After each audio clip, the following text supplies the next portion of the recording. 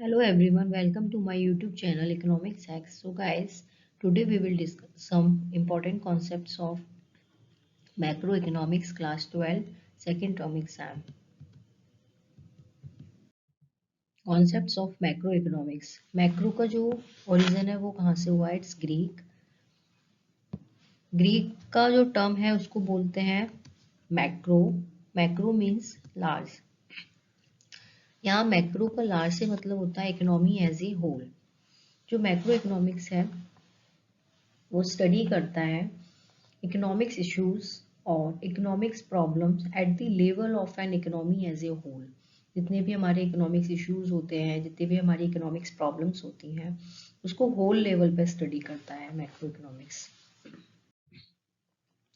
Definition of macroeconomics according to Boulding, macroeconomics is the study of aggregates and average of the entire economy, which means aggregates, which means some national income, total employment, aggregate savings, investment, aggregate demand, aggregate supply, general price level, etc. It deals with some structure, performance, behavior, and other decision making of the whole economy. Father of macroeconomy, first introduce करवाया था macro economics को Lord जे M Keynes ने। उन्होंने अपनी एक book भी लिखी थी the journal theory of employment interest and money in 1936। He was English economics journalist and financier as well as he was play an important role of development of macroeconomics। ये है हमारे Maynard Keynes. Subject matter of macroeconomics: estimation of national income, money banking, determination of income and employment, government budget, foreign exchange rate, and BOP, balance of payments. Some importance of macroeconomics: it helps to understand the functioning of a complicated modern economic system. Modern economic system, how national income and employment is determined on the basis of aggregate demand and aggregate supply। इस चीज़ को aggregate demand and aggregate supply पे किस तरीके से determine करता है वो हमें उस कॉन्सेप्ट को समझने में हेल्प करता है मैक्रो इकोनॉमिक्स।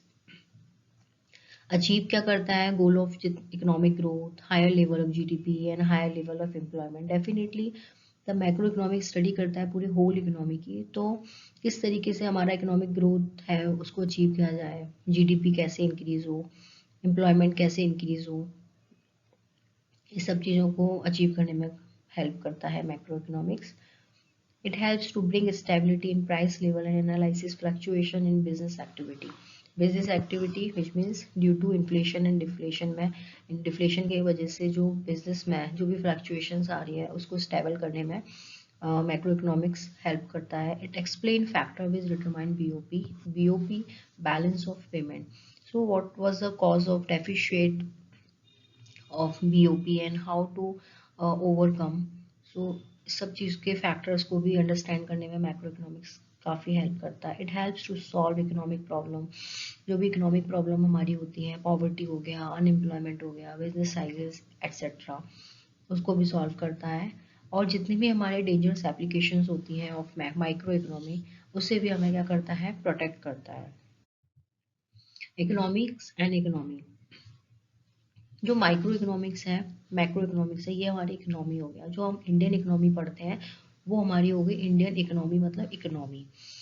जो इकोनॉमिक्स होता है वो ये बताता है कि किस तरीके से रिसोर्सेस, जो हमारे पास रिसोर्सेस की जो कमी है उसको कैसे एलोकेट करें इन जो सबको फुल सेटिस्फाइड भी हो और सबको रिसोर्सेस मिले भी, इंडिविजुअली भी मिले एंड कलेक्टिवली भी मिले। तो उन स्कार्स ऑफ रिसोर्सेज को किस तरीके से हम एलोकेट करें, तो यही बताता है हमारा economics. Economics is the study of how people allocate scarce resources for production, distribution and consumption, both individually and collectively। और इकोनॉमी बताता है कि जो प्रोडक्शन होता है किसी भी फैक्ट्री में, किसी भी स्कूल में, एयरलाइन, कहीं भी, road, railway, private offices and यहाँ पर जो भी प्रोडक्शन होता है तो किस तरीके से लोगों को काम मिले ताकि वो अपनी इनकम जनरेट करके अपनी जो भी बेसिक नीड्स है उसको पूरा कर सकें और अपनी लिविंग को अच्छा कर सकें, ठीक है।